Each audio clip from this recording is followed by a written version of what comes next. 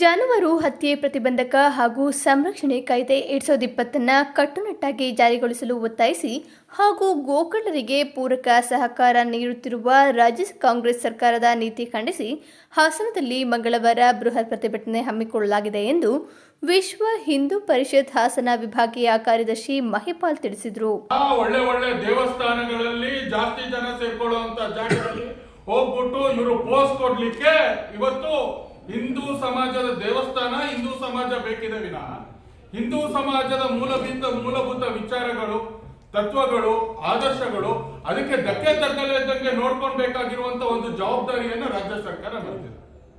2020ರಲ್ಲಿ ಅದ್ರ ಪೂರ್ವದಲ್ಲೂ ಕೂಡ ಅಂದಿನ ಸರ್ಕಾರ ಪ್ರಯತ್ನವನ್ನ ಪಟ್ಟಿತ್ತು ಗೋರಕ್ಷಾ ಕಾಯ್ದೆಯನ್ನ ತರಲಿಕ್ಕೆ. ಅರೆ ಅವತ್ತು ಹಂಸರಾಜ್ ಭಾರದ್ವಾಜ್ ಅನ್ನುವಂತ ಒಬ್ರು ರಾಜ್ಯಪಾಲರು ಅದಕ್ಕೆ ತಡೆ ಒಡ್ಡಿದ್ರು. ಅದು ರಾಷ್ಟ್ರಪತಿಗೆ ಹೋಯ್ತು. ಅನಂತರ ರಾಷ್ಟ್ರಪತಿಗಳ ಸೈನ್ ಆಗ್ದಲೆ ಆ ಕಾಯ್ದೆ ಬಿದ್ದೋಯ್ತು.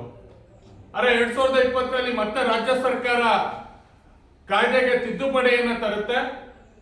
ಆ ಕಾಯ್ದೆಗೆ ತಿದ್ದುಪಡಿಯನ್ನ ತಂದು ಅನೇಕ ವಿಚಾರಗಳನ್ನ ಅವತ್ತು ಸೇರಿಸುತ್ತೆ.